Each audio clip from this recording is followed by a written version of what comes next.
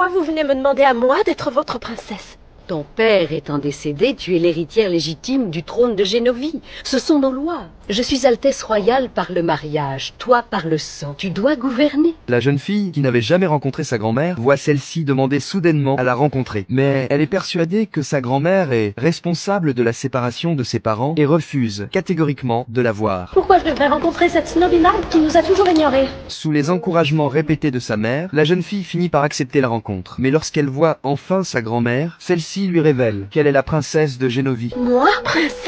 La vache, putain! La jeune fille est complètement sous le choc. Sa grand-mère lui annonce alors qu'un jour, elle devra hériter du trône et gouverner tout le royaume. En entendant cela, la jeune fille s'effondre en larmes. Il y a des parties de mon corps qui n'ont même pas encore pris leur forme définitive. Je refuse d'aller dans votre pays pour le gouverner.